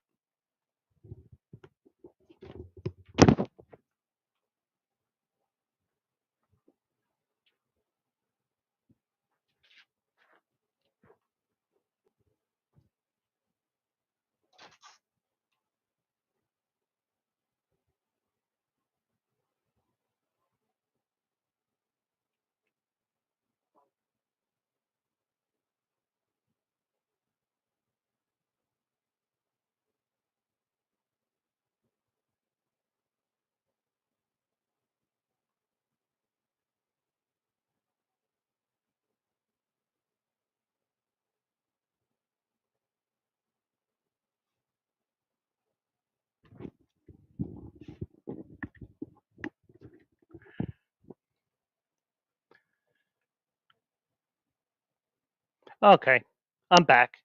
Um, so, I came up with this idea.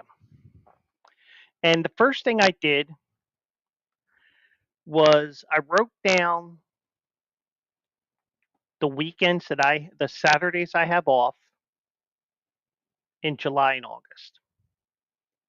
So the 4 weekends off that I have work wise, the Saturdays are July 27th, August 10th, August 17th, and August 31st.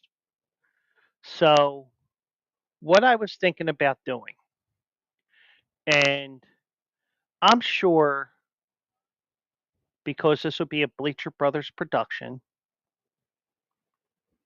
and we talked about months into the future already. And it might involve me getting on a plane, but not to Del Mar. Um, my plan,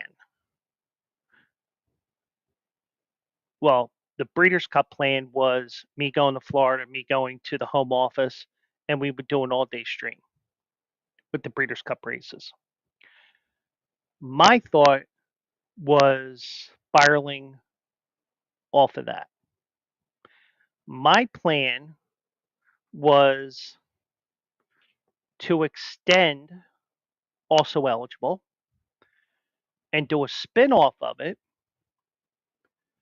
where I would do a um what's the word I'm looking for here? Um See, words are escaping me worse than Joe Biden, but me it's because of ADD, ADHD, and being Polish. Um a sidecast. Like I would do a sidecast of the races. And the plan would be, at least for the stakes races, talk about the races. Now, would it fly on Twitch? Would it fly here because he's gambling? Well, we're just bringing a sidecast the same way you do for baseball, football, basketball. Same thing.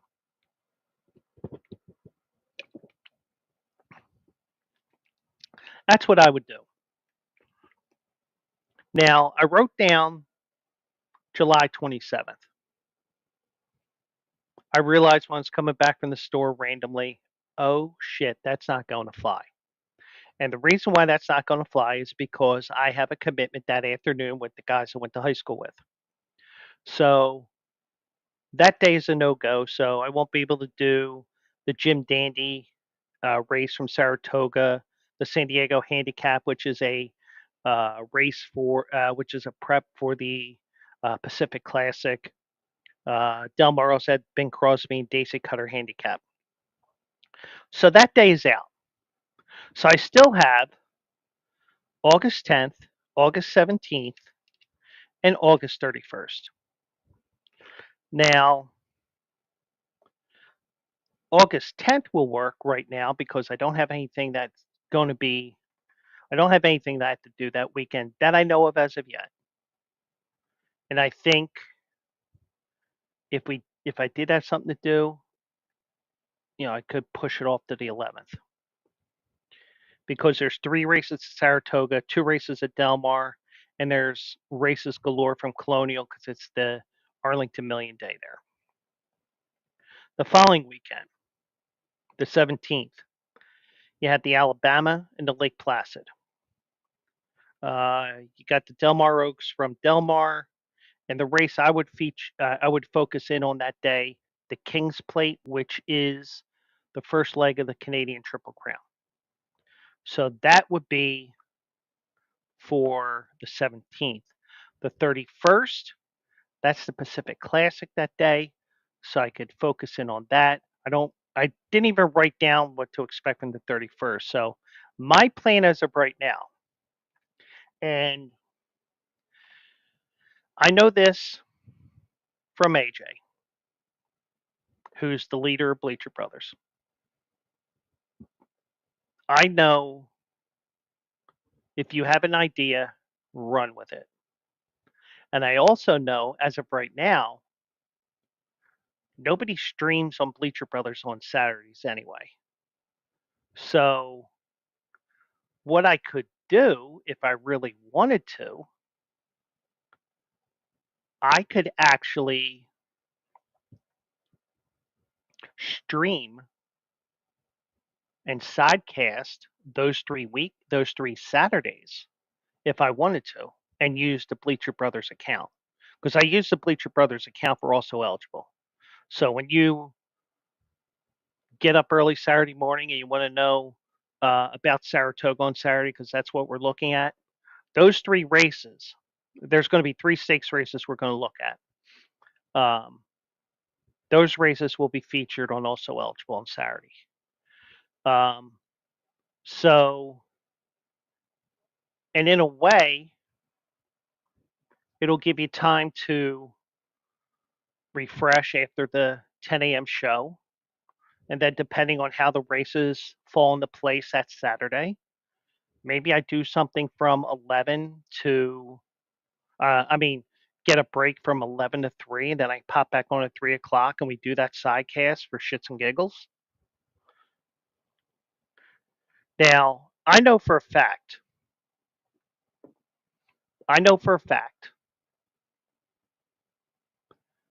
that AJ would be okay with this because he's the type of person where if you have an idea, make it work. Let's see how it works. That's how it is. That's how he is. So that's how I would be. And I know I can do it. It would just be like, hey, this is what I want to do. And he would basically say, go for it. Because you know what? It gets our brand out there a little bit more. Now, the problem is I work like every other weekend, so it's hard to do the way I would want to do it because I would love to do it every weekend. It's just that it doesn't work out.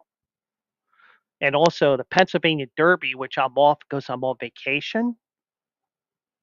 I can't do Pennsylvania Derby because I will be live from there.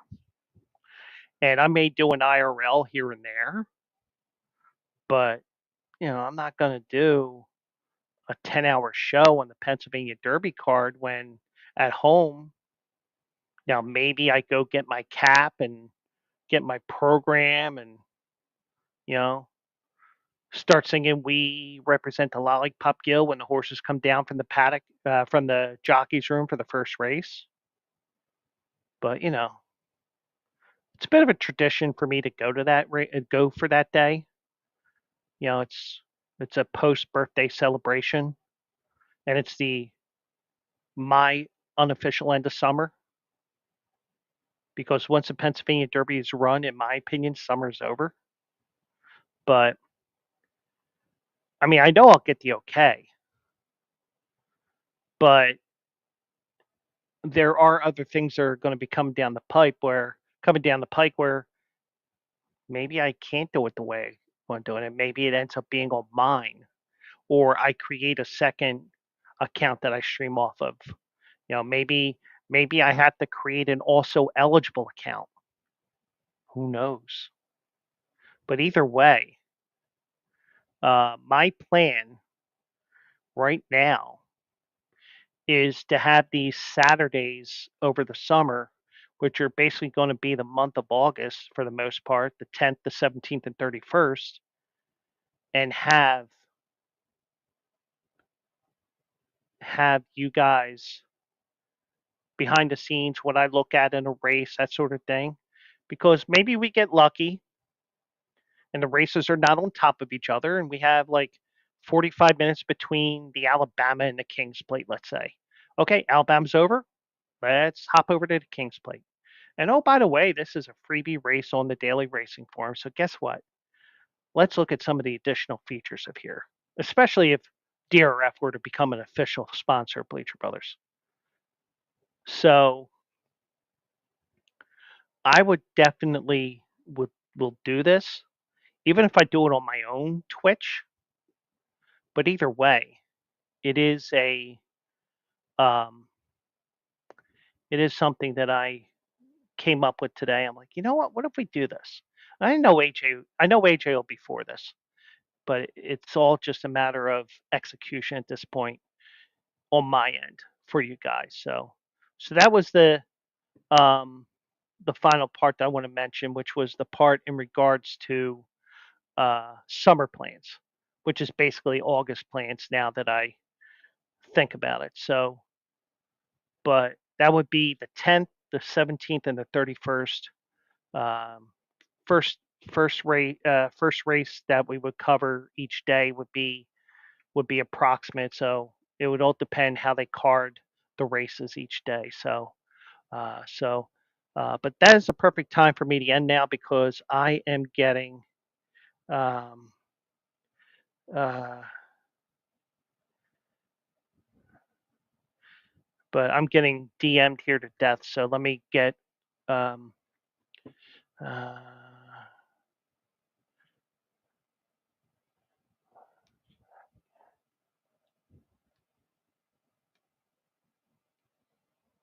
so that's going to be it for now.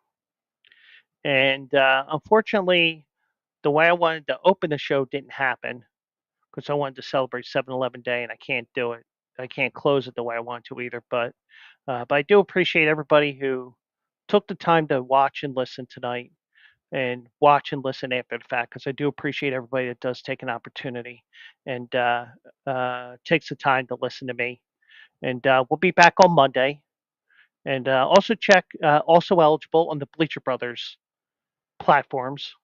Um, we will we will continue on with it Monday at 9 p.m. Eastern here on my channel, and also eligible will be on the Bleacher Brothers channel. That starts at 10 a.m. Eastern. It'll be me and Frank again. I did talk to Frank today, um, and I think AJ is going to be back on the 20th because it's going to be Monmouth centric because the 20th is the Haskell. The 13th this Saturday is um, Saratoga related. So once again, I do appreciate everybody take the time to listen and watch. And I will catch you Monday night at 9 o'clock right here on my channel at QUills. And I will catch you also on also eligible on the Bleacher Brothers network platforms. I'm starting to do some Joe Biden here. Jeez, um, you know, um, Twitch, X, YouTube, and Facebook for the Bleacher Brothers thing, and that will start at 10 a.m. Eastern, 7 a.m. Pacific. So I did see somebody joined in at the very last minute here. Welcome aboard. And if you haven't followed before, feel free to follow. And so I am going to call it a night, I think. Let me just look at one thing here before I close up shop. And, if you, and the way that I stream, if you say something real quick, maybe I'll stay on a little longer. Um, but, I do appreciate everybody. And Bank Boy, I see your name coming up here. I do appreciate you coming on here. I don't know if you were here the whole time or you just joined me late, but I do appreciate that you took the time to watch me tonight. And anybody who watches, I appreciate everybody. Even that Joey Poon that comes up and those couple others. I mean, I don't know who they are. I have an idea, but whoever they are, I appreciate even them. So, do appreciate everybody. Okay, yeah, okay, yeah, and that's the one thing. I'm okay with you just sitting there the whole time. It's no big deal. Bank was here the whole time. You know, and the thing is, this isn't like school where you have to participate. If you want to be a passive person and just watch along, that's fine too.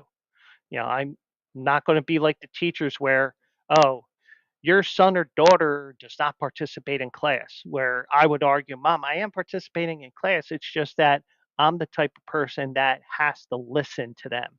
I'm not a person that likes to talk in class. But I do appreciate that Bank Boy was lurking along, and that's fine. And I don't have everything all set up here, but I got a DM that I have to attend to that's um, friends related. So I do appreciate everybody. Do appreciate Bank Boy. Appreciate everybody on X, and we'll do it live again Monday at 10 o'clock, at 9 o'clock, and join me for some horse racing centric topics. Going with Saratoga on Saturday, beginning with 10 a.m. Eastern on Saturday morning on the Bleacher Brothers Network. So once again, this is part of Bleacher Brothers Network, and I'll catch you Monday night at 9 o'clock, and also on Saturday at 10 a.m. Good night, everybody.